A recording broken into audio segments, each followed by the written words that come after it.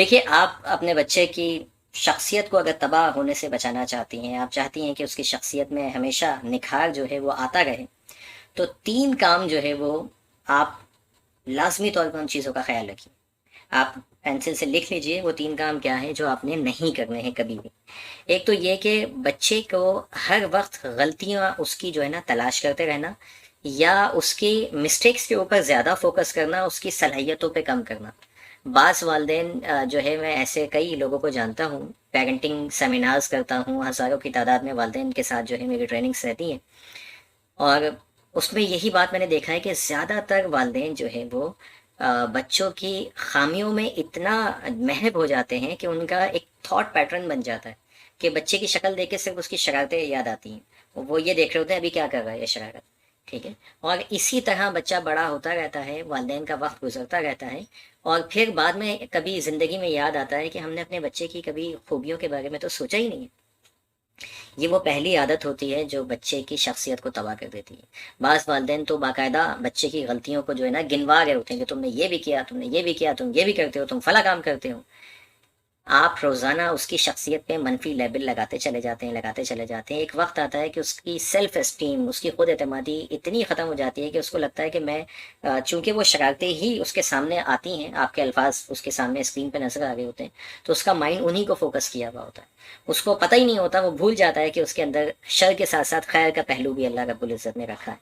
तो वो अपनी सलाहियतों को फिर क्या होता है, भूल जाता है, क्योंकि रोज़ाना जिस चीज़ का प्रचार होता है उसके सामने, वो उसी को जो है वो फोकस करता है, और अपने आप को एक मनफी शख्स जो है वो समझने लग जाता है। हम स्कूल पढ़ते थे, कुछ बच्चे अक्सर ये कहते थे हम तो हैं ही ऐसी भाई, हम तो रोज़ाना पिटने आते हैं स्कूल।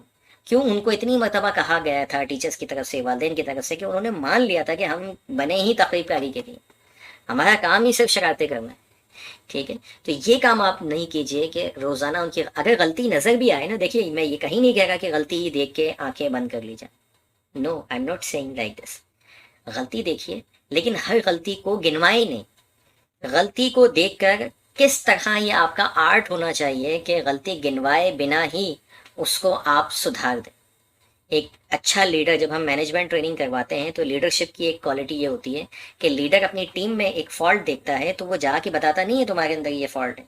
वो कहता है कि मैं ऐसा क्या सिस्टम डेवलप करूं कि ये ऑटोमेटिकली जो है वो मामला हल हो जाए, ये जो एटीट्यूड खराब हो रहा है एम्प्लॉयज़ का ये ऑटोमेटिकली ठीक हो जाए।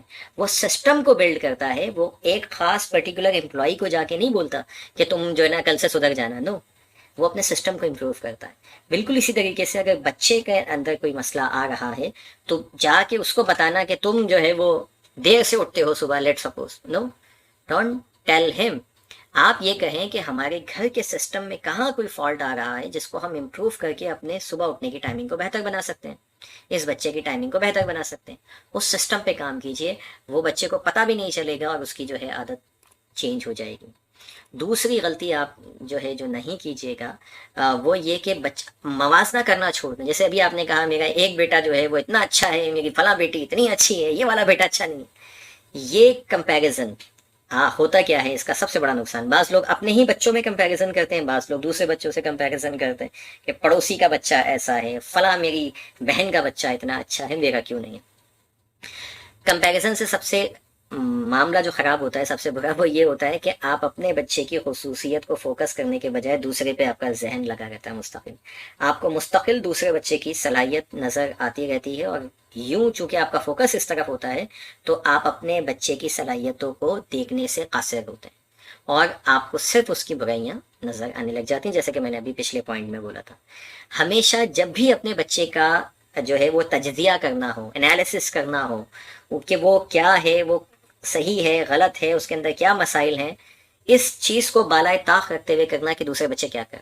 आप यूं समझ लीजिए कि ये दुनिया का आखिरी बच्चा है, एक वाहिद बच्चा है दुनिया में। अब बताइए कि इसको कैसे सुधारना है। ना कि ये कि वो 2 बच्चे ऐसे हैं वो 4 बच्चों की तरह हो जाएं। दो, इस बच्चे में सुधार लाना है तो सिर्फ और सिर्फ इसी के बारे में सोचना है, इसको दूसरों से कंपेयर नहीं करना, भले आपके दूसरे बच्चे कितने ही ओबीडियंट, कितने ही फर्माबरदार हो। तीसरा काम आपने ये करना है कि दूसरों की ऐनक से बच्चों को ना देखें अपने। कई लोग आपके पास आएंगे ओपिनियन लेके कि आपका बच्चा ऐसा है, आपका बच्चा वैसा है, स्कूल जब जाते हैं तो वो پیرنٹس میٹنگ میں ٹیچرس کے اوپینین آنا شروع ہو جاتے ہیں کہ آپ کا بچہ تو یہ کرتا ہے، آپ کا بچہ تو وہ کرتا ہے، ٹھیک ہے. آپ خاندان میں جاتے ہیں تو وہاں سے اوپینین آنا شروع ہو جاتے ہیں، تمہارا بچہ تو یہ ہے، دادا دادی کی طرف سے اوپینین آنے لگ جاتے ہیں. جو بھی اوپینین آئے، میں یہ نہیں کہہ رہا کہ آپ اسٹریٹ فارورڈ کیٹیگوریکلی ان کو بول دیں گے no don't tell anything about my child, یہ نہیں کیجیے. آپ جو بھی انہوں نے کہا ہے وہ سنتے ہی اس پہ بنا سوچے سمجھے عمل نہ کریں.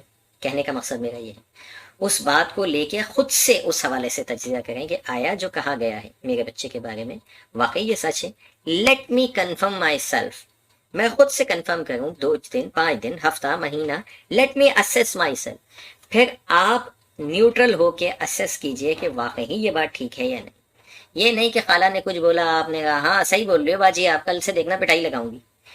یہ نہ کیجیے، دوسروں کے اینک سے نہ دیکھیے. جو جذبات اور جتنا ماں باپ بچوں کو جانتے ہیں، جن جذبات کے ساتھ وہ اٹیچ ہوتے ہیں والدین اپنے بچوں سے، وہ دوسرا کبھی بھی نہیں ہو سکتا. لہٰذا اس کا اوپینین سیکنڈری ہونا چاہیے، اس کا اوپینین اس حد تک ہونا چاہیے کہ یس آپ ٹھیک کہہ رہی ہیں، ہم دیکھیں گے، لیکن فائنل ڈیسیشن آپ کا اپنا ہونا چاہیے. یہ 3 باتوں پر آپ نے لازمی عمل کرنا ہے اگر آپ اپنے بچے کی شخصیت کو تباہ ہونے سے جو ہے وہ بچانا چاہتی ہیں.